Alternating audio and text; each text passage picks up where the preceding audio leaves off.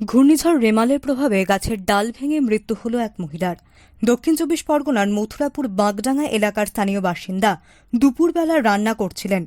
এমন সময় ৮০ বছর বয়সী রেণুকা দেবীর ওপর গাছের ডাল ভেঙে পড়ায় ঘটনাস্থলেই মৃত্যু হয় তার।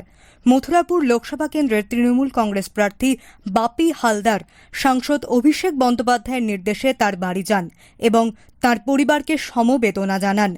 পরিবারকে সব রকম সাহায্যের আশ্বাসও তিনি দেন। দেখুন, তৃণমূল কংগ্রেস মানুষের সাথে, মানুষের পাশে সারাক্ষণ ছিল। 365 দিন 24 ঘন্টা থাকে। শুধুমাত্র ভোট এসছে বলে অনেক ভোট কোকিলের মতো এই এলাকায় এসে ঘোরাঘুরি করছে, কিন্তু আমরা যেভাবে মানুষের আমফানে ছিলাম, যশে ছিলাম, বিপদে ছিলাম, আপদে ছিলাম, আজকের দিনেও আছি।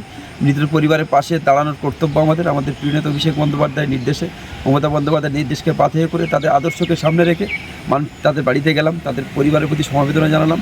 যেহেতু ইলেকশন চলছে, সরকারের পক্ষ থেকে অনেক কিছু করার যেত, কিন্তু ইলেকশনে এমসিসি চলছে, এমসিসিকে সামনে রেখে তাই কিছু করা যায়নি। আগামী দিন নিশ্চিতভাবে তাদের পাশে থাকবো, তাদের সাথে থাকবো, এই আশ্বাসটা তাদেরকে দিলাম। Bureau report, D Bangla news.